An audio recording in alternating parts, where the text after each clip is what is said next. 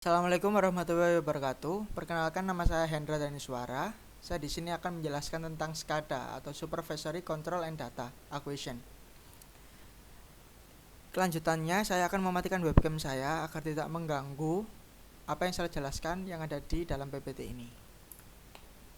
SCADA atau Supervisory Control and Data Acquisition adalah sebuah sistem yang dirancang untuk sebuah pengendalian atau kontrol dan pengambilan data dalam pengawasan atau supervise.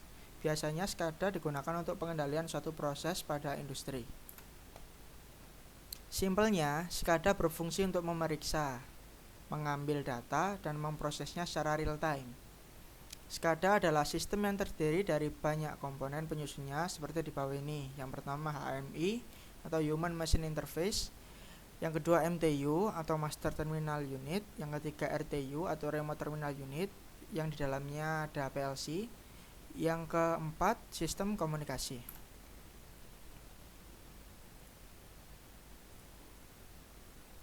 Yang pertama HMI atau Human Machine Interface adalah subsistem dari SCADA yang berfungsi menampilkan data dari hasil pengukuran di RTU ataupun menampilkan proses yang sedang terjadi pada keseluruhan sistem berbasis grafis. Jadi di sini HMI atau Human Machine Interface ini ditujukan untuk operator atau user yang ingin melihat atau mengendalikan atau menampilkan proses yang ada di dalam SCADA ini. Jadi yang ada di atas sendiri ini adalah contoh dari HMI. Ada gambar air, ada valve, ada indikator-indikator lainnya dan sensor-sensor lainnya. Yang kedua MTU atau Master Terminal Unit merupakan sebuah sistem komputer, bisa komputer atau bisa microcontroller juga, yang bertugas memberikan data kepada HMI dari RTU. Terkadang MTU dan HMI dapat dijadikan satu bagian ketika MTU menggunakan komputer yang sama dengan HMI. Jadi maksudnya di sini adalah MTU terkadang bisa menjadi satu dengan HMI jika komputernya jadi satu bagian seperti itu. Jadi bisa dibilang MTU ada di dalam HMI. Dan yang ketiga RTU atau PLC. RTU sendiri mempunyai kepanjangan Remote Terminal Unit. Adalah sebuah controller logic yang dapat diprogram sesuai kebutuhan. Bertugas untuk melakukan pengolahan atau pengambilan data dari transducer atau sensor. Jadi ini gambar dari RTU, yang dimana RTU ini di dalamnya juga ada, terkadang juga ada PLC-nya. Jadi ini saya tulis RTU atau PLC, yang fungsinya tadi sudah saya bacakan untuk pengambilan atau pengolahan data dari transducer atau sensor. Jadi data dari sensor-sensor yang dipasang di PLC itu akan ditampilkan atau akan diolah di dalam RTU. Seperti itu. Jadi di sini ada valve, ada motor, dan ada sensor-sensor lainnya, sensor tekanan atau apa, itu akan diproses ke RTU, PLC, dan lalu akan dilanjutkan oleh sistem komunikasi yang nantinya akan ditampilkan ke HMI.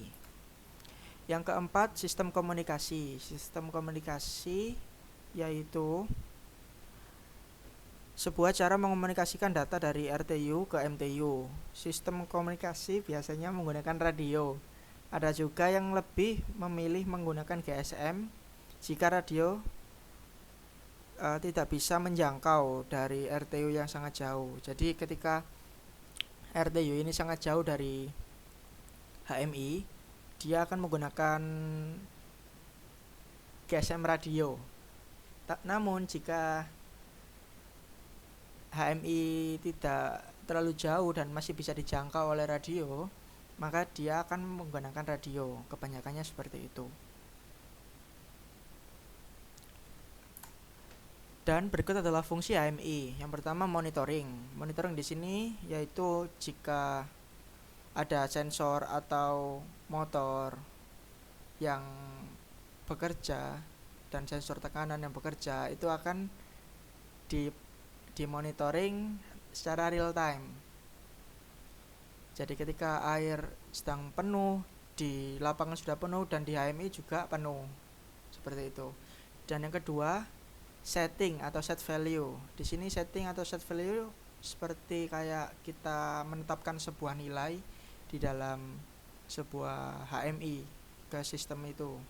Jadi seperti ketinggian air ketika berapa, contohnya 10 meter, maka dia akan melakukan action tertentu ketika setelah mencapai kondisi tersebut.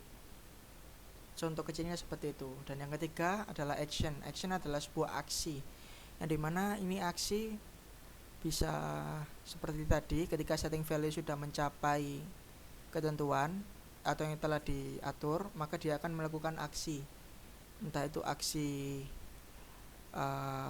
yang telah diatur oleh engineer atau yang ingin dilakukan oleh engineer.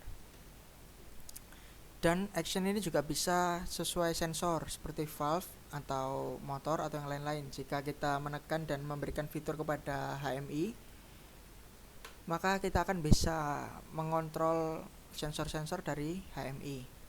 Yang keempat yaitu alarm. Alarm ini juga mungkin salah satu action dari setting value. Jadi ketika setting value air sudah mencapai yang telah ditentukan, maka alarm akan berbunyi. Contohnya seperti itu. Dan yang kelima, trending atau history atau real time, secara real time. Jadi trending di sini maksudnya adalah tren di mana sebuah sistem itu bekerja. Jadi ketika apakah sensornya bekerja berapa kali, suhunya berapa, terus tekanan udara atau tekanan airnya berapa, ketinggian air pada hari ini berapa, itu akan masuk ke trending atau history dan nanti bisa dilihat oleh user atau teknisi seperti itu, dan lain-lain, masih banyak lagi. Dan terima kasih telah mendengarkan atau telah mengikuti penjelasan dari saya. Jika ada salah kata atau penjelasan, saya mohon maaf. Wassalamualaikum warahmatullahi wabarakatuh.